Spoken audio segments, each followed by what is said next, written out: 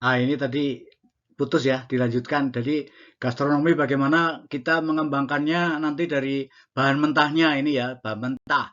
Kemudian dari rasanya bagaimana. Kemudian dari serving ya, dari penyajiannya bagaimana. Ini semuanya bisa digali, di study, di research, di penelitian ya bagaimana menulis tentang semua makanan gitu ya. Kemudian gastronomi juga bisa dari cara mencari apa pengalaman yang unik dari makanan gitu ya. Mungkin di malam hari atau pagi hari gitu. Pagi hari itu makanan yang cocok itu apa gitu ya. Apakah misalnya opor atau sate atau mungkin hanya sup gitu ya, sayur bening dan sebagainya ya, sayuran-sayuran biasa gitu ya. Kadang-kadang kita belum belum belum bisa memahami gitu ya. Kemudian ada pengetahuan tentang nutrisi, gizi dan sebagainya. Ini juga perlu dikait-kaitan dengan gastronomi. Kemudian bagaimana etikanya dalam bermakanan ya. Mungkin ada orang yang suka makannya gitu ya, bunyi suaranya gitu ya. Kalau nggak seperti itu nggak enak dan sebagainya. Kemudian bagaimana dari segi cooking yang sendiri, kulinernya sendiri, saya kira ini sudah pasti ya. Yang jelas kemudian filosofinya bagaimana, histori secara tradisional sosialnya begitu. Kemudian ini kita sudah mengenal filosofinya bagaimana ya, tradisinya. Kita mengenal tumpeng ya. Siapapun mengenal tumpeng baik itu pejabat maupun masyarakat desa, kemudian apa namanya semuanya kita menggunakan tumpeng dalam rangka apa namanya ini ya di sini ada sebagai simbol untuk kita berhubungan dengan Tuhan gitu ya. Bagaimana keberadaan manusia ini bisa bersatu dengan Tuhan disimbolkan dengan tumpeng ini. Jadi ada pejabat yang mungkin punya apa namanya punya jadi pejabat baru gitu ya, mempunyai yang swasta mungkin mempunyai perusahaan baru gitu acaranya selamatan gitu ya tumpengan kemudian ada yang mungkin mau mau membuat alam menjadi ramah lingkungan dan sebagainya yaitu dengan telah berhasil panen misalnya gitu dengan tumpengan kemudian mau sesaji ini kalau di Jawa ini ada sesaji laut juga dengan sesaji di laut biasanya dibuat tumpengan kemudian pada waktu misalnya ini Pak SBY apa ya ini dengan selamatan anak juga bisa dengan tumpengan gitu semuanya menunjukkan bagaimana apa namanya tumpeng ini menjadi simbol yang biasanya kita paham warnanya kuning ya atau mungkin putih gitu ya putih ini biasanya sego gurih gitu ya dengan adanya ayam goreng kemudian ada mie ada perkedel gitu ya ada omelet bagaimana kemudian ada sambal tempe dan sebagainya ini semuanya sayur-sayuran semuanya disimbolkan di sini di gambar-gambar ini semuanya menghubungkan antara Tuhan dengan manusianya bagaimana uh, makannya dari yang lancip dulu yang atas ini biasanya diambil oleh yang berpengaruh di situ dalam pertemuan itu misalnya yang kepala gitu ya bos gitu ya mengambilkan sepotong yang kecil gitu ya sebagai simbol kemudian diberikan kepada orang yang berpengaruh di situ sesepuh biasanya di situ ini juga punya penuh dengan filosofi bagaimana tumpeng itu dilakukan tumpeng.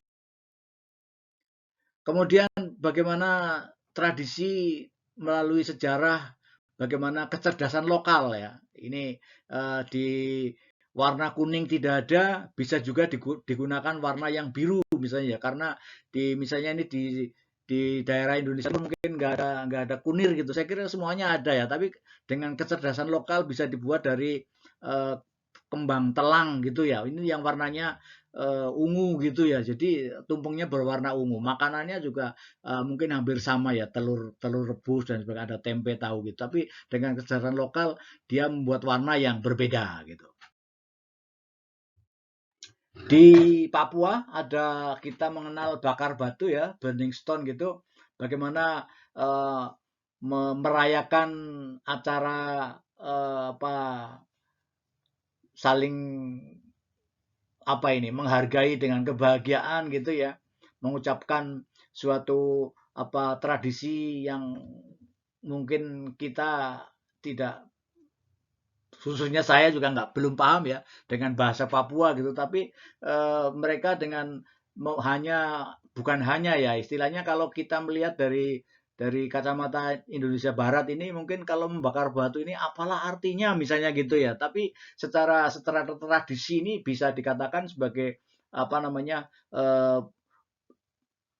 celebrate gitu ya, merayakan gitu ya. Bahkan di dalam kematian itu juga melakukan suatu tradisi yang ada hubungannya dengan makanan juga ya di situ ya. Di situ ada makanannya juga.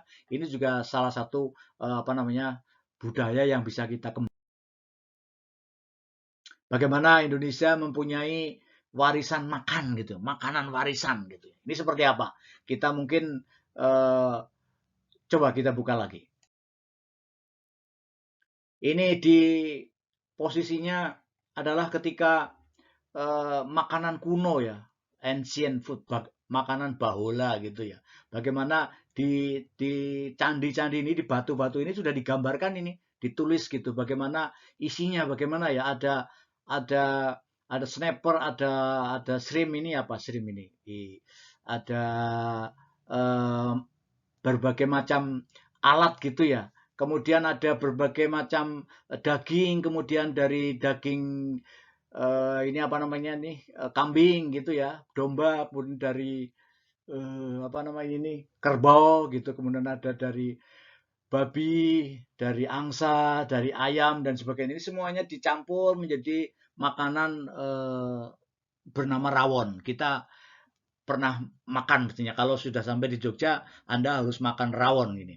Kemudian bagaimana berbagai macam yang hasil-hasil laut ya dengan telur yang telur asin gitu ya dikeringkan gitu ya ini dengan daging daging rusa gitu ya dikeringkan di asinan gitu ya kemudian berbagai macam kacang-kacangan biji-bijian dan sebagainya ini semuanya digambarkan di sini di batu ini di makanan kuno ini kemudian dari sayur-sayuran ini yang direbus gitu kita mengenal guluban ya guluban itu kalau di Jogja mungkin namanya urap gitu ya, yang dari sayuran itu kemudian dikasih parutan kelapa, dikasih sambal, dikasih ya apa pedes-pedes gitu ya. Ini kuluban. Kemudian dari snacknya ada dodol ya, kita mengenal dodol Garut dan sebagainya, jenang-jenangan gitu ya, wajik dan sebagainya semuanya adalah dari makanan kuno. Berbagai minuman dari tuak gitu ya, tadi gitu dari buah kelapa gitu, buah kelapa atau palem gitu bunganya gitu diambil airnya kemudian ada bunga frangipani gitu ya bunga pandan dan sebagainya ada selasih dan sebagainya ini adalah semuanya makanan-makanan zaman ancient zaman bahola gitu ya ini semuanya bisa dilihat di ini dari inskripsi di Taji tahun 901 gitu ya ini bagaimana pada waktu itu sudah ada makanan-makanan namanya yang penuh di prasasti ya rukam ini prasasti bagaimana ini apa ini bahasa apa ini luirning tianda skul paripurna timang matumbuk-tumbuk harang-harang deng kakap katiwas ikang duri deng hanyang kawang dan seterusnya ini ada kita maunya mau menemukan ada berbagai macam makanan yang sempurna ya komplit dengan nasi ada dengan ayamnya ada dengan apa lauknya ya ada ikan tawes ada ikan apa udang dan sebagainya ya makanan kering ada telur iris-irisan daging kerbau tadi rusa dan sebagainya ya babi dan semuanya ini dan lengkap dengan minuman dari anggur kelapa itu ya anggur kelapa itu ya tadi tuak gitu ya badek gitu ini semuanya adalah dalam rangka histori atau sejarahnya filosofinya bagaimana kemudian di kitab sastra ya kitab sastra ini ada juga istilah dalam kitab Semaradhana ini ada ager-ager bagaimana itu kita mengenal agar-agar ini sudah lama ya. Ini juga termasuk makanan bersejarah ini. Ada jawadah gitu ya. Ini jadah gitu ya. Ini juga sudah, dan kalau di Indonesia atau di Jogja juga Anda harus pernah mencoba jadah ini dengan tempe bacem ini. Ini segar, bukan segar ya, gurih-gurih bagaimana, manis. Ada dodol wajik bagaimana dibuat gitu ya, semuanya tradisional semua di pasar kota gede banyak sekali itu. Kemudian ada tuak gitu ya, Adi Parwa ini juga ada menyebutkan tuak waragang, badiak, badek itu sama dengan nira ya, nira apa air dari bunga kelapa tadi itu ketika difermentasi menjadi tuak atau menjadi apa yang memabukan tadi, anggur kelapa gitu ya. Dalam kitab Sutasoma juga ada badek ini, semuanya disebutkan tuak karena memang untuk menyehatkan badan, untuk menghangatkan badan ini diminumi dengan tuak atau istilahnya badek tadi itu badannya menjadi segar kembali ya, yang beralkohol ini otomatis ya. Tetapi kadang-kadang manusia itu menyalahgunakan karena mungkin beramai-ramai dengan temannya, akhirnya minumnya terlalu banyak sehingga menjadi mabuk gitu ya. Justru yang sekarang dikenal kalau minum tuak itu mabuk-mabukannya gitu ya, bukan kesehatan badannya gitu. Ini yang perlu dibetulkan dengan gastronomi tadi. Jangan makan badek atau tuak atau yang sekarang ketambahan dari minuman barat itu ada whisky dan sebagainya itu jangan mabuknya tetapi kesehatannya yang dipikirkan. Kemudian ada rarawon, ini juga daging rawon ya, untuk bagaimana dimasak ini dengan apa memenuhi perisi perutnya gitu. Kemudian bagaimana bermacam-macam bahan yang ada untuk karbohidrat ya, sumber karbohidrat ini ada gembili, ada sagu, ada uwi gitu ya. Ini ada kana. Kana itu seperti sagu gitu tapi lebih lebih kenyal dan manis gitu. Ini sumber-sumber yang bisa diolah menjadi gastronomikal. Nanti ada videonya, video gastronomi, bagaimana seorang anak muda di Jakarta mengembangkan makanan berdasarkan ilmu gastronomi molekuler gitu ya.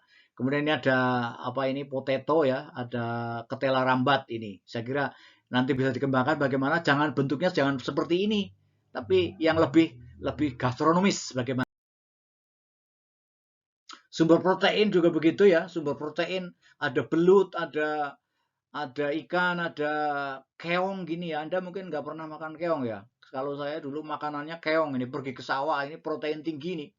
Malah sekarang makanan-makanan orang-orang kaya itu keong. Padahal ini dulu saya miskin, makanannya makanan makanan sawah gitu ya, tapi menjadi sehat gitu ya. Ini juga sumber protein bisa bisa dikembangkan. Kemudian vitamin-vitamin saya kira buah-buahan ini sudah buah apa yang apa tidak ada yang apa namanya mengherankan gitu. Ada atau mungkin sapodila ini sawo gitu ya. Atau duet. Nah, duet ini mungkin Anda jarang melihat ini. Ini sekarang mahal ini bisa 50 kilogram, 50.000 per kilo ini ya. Rasanya kalau masih muda sepet-sepet bagaimana gitu. Tapi ini anggurnya Indonesia ini ya. Jadi dilestarikan ini buah duet ini. Kalau bisa sampai masak, memetiknya sampai masak, ini juga manis rasanya gitu. Kemudian sumber sayuran ya, sayur bening, kemudian ada brongkos, ada daun kelapa, kembang kelapa, ada bunga bunga turi ya, pecelnya ini enak banget ini ya. Kemudian ada sayur katuk, ada bobor bobor bayem, kemudian sekarang kangkung juga bisa dibobor ini. Ada sup-sup dan sebagainya dari minyak, dari apa namanya minyak kelapa ya juga ya. Bahkan ada gudeg dari Bonggol ini yang kadang-kadang kita apa namanya eh, membedakan dengan gudeg yang asli dari gori atau dari buah nangka muda gitu ya. Kalau buah nangka mudanya habis berarti apa namanya kita bisa memakan bonggol pisang untuk mengganti gudegnya itu karena ini sebetulnya ini sebagai pelengkap saja ini. Yang penting adalah tadi arehnya tadi yang pedas manis gitu. Kemudian ada ayamnya, ayam rebus atau ayam santan dan sebagainya, telurnya dan sebagainya, itu ketika dicampur jadi satu akan menjadi suatu makanan yang mengenyangkan perut dan tidak bisa dan bisa menjaga kelestarian manusia tadi. Ini nanti disambung lagi ya.